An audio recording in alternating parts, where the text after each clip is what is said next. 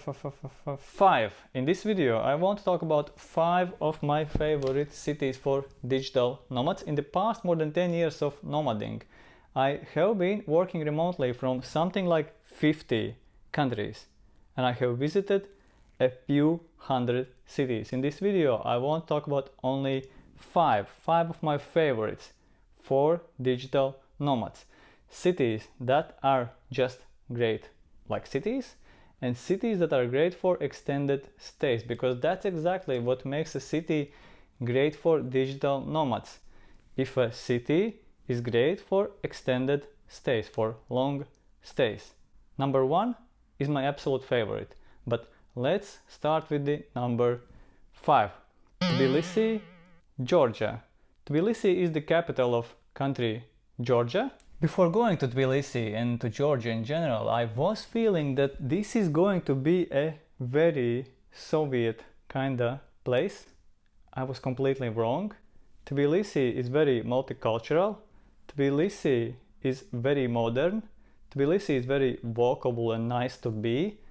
Tbilisi has a great food scene, and the thing that I like the most about this thing is that they have lots of international food in Tbilisi, lots of good international food in Tbilisi. Next, lots of good hiking options near Tbilisi.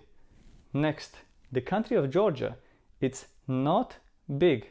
Getting around is easy and getting around is very affordable. That means lots of great day trip options and lots of great weekend trip options. Speaking of the downsides, I don't really like the weather in Tbilisi. It's too cold for me in the winter. I like hot and tropical places. And the next thing is that I don't really like the current political situation. I wouldn't want to be in Tbilisi now. Maybe in a few years. But overall, a great city. Number 5. Number 4. Rio de Janeiro, Brazil. The only big city in the world where I have felt a very strong beach culture, where you feel like every day is a beach day. Of course, most likely if you are going in the right season. And the vibe, the overall vibe in the city, very young, very active, very fun. You just like being in the city. Next, lots of great hiking options with incredible views. Some of the best hikes that I have done are in Rio de Janeiro or somewhere nearby. In a way, Rio de Janeiro feels like tropical Europe, because people there, they seem to be similar to people in Europe, to the best people in Europe. Smiling, fun. You feel there more like in some very nice gym than in a big city. That's the feeling that I had in Rio de Janeiro. However, speaking of the downsides, there are a few. One is food. I don't really like food. I don't like it there. And the next thing is safety. Rio de Janeiro is the least safe of the 5 that I am talking, of the 5 cities that are on this list. I didn't feel unsafe myself there, except for a few occasions. But this is the least safe of the 5 cities that I'm talking about. Number 3, Tokyo, Japan, the biggest city in the world. Speaking of the size, Seoul, South Korea is also a big city, but in Seoul, South Korea, I was always feeling that all the distances were enormous.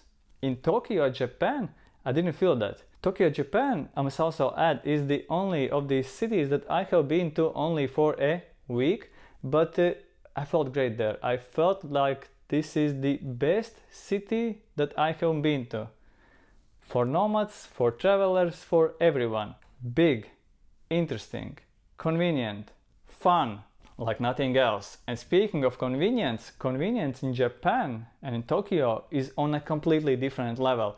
If you haven't been to Japan, South Korea or Taiwan, you may not even understand what do I mean by that. How convenient is it to be and live and spend time in Tokyo? And it's also just very interesting to be in Japan. The food is great, shops are great, lots of fun and interesting activities, lots of cool free things to do, and incredible people like nowhere else in the world. But yeah, in winter it gets cold, so that's the only downside for me personally. And maybe just the overall busyness of such an enormous city. It may also get overwhelming. People in Tokyo, they are very, very organized, but still, if you are on a metro, at the metro station during the rush hour, lots of people. It can get overwhelming if you need to go through this every day or often. Number 2, Naha, a city on the island of Okinawa in Japan. A place that just a few months earlier I didn't even know existed. But then we went to Naha, Okinawa. We were again a little worried, like with many places that you go for the very first time. We were worried that this may be a too small place for us. Turned out that we were wrong. At the end, we both with Una really loved Naha and are very eager to return to it. It is the quietest of all those places on this list. It's also the only place on an island on this list, but it's a city in Japan, and that means the same convenience like in other places in Japan. Plus, it's an island, and that means there are some very interesting day trip and weekend trip options. You can go to other islands. Plus, it's just a super cool island to be on, to go swimming, snorkeling, do some water activities, and they have great food. And for me personally, there is just one downside. It's a very small place. It's not tiny, but it's small, and that means after some time you may get bored. Number 1, Bangkok, Thailand. It wasn't love at first sight. In 2014 I visited Bangkok for the very first time, and I remember leaving the city and thinking, it sucks, it stinks, I don't want to return to Bangkok. But now, 10 years later, this is one of my favorite, if not the favorite city in the world. First of all, because of the food. Incredible food availability. Lots of choices, good prices, I just love it. Next, convenience. You can get everything everywhere and at any time in Bangkok. Yes, it's not as perfect like in South Korea or Japan, but it's there. And I believe that in a decade or two, Bangkok is gonna be very similar to those cities, to Tokyo and Seoul. Next, related to food, but I'm putting it in a separate point. Cafes, coffee shops, dessert places. So many options. If you like these things, you will love Bangkok. Next, many different, interesting, fun, modern neighborhoods. Many places to go to. Many places to stay at. You don't need to stay in one or two areas. This city has so much to offer. You can choose what fits you the best, and you can try and stay in several different places until you find your favorite place.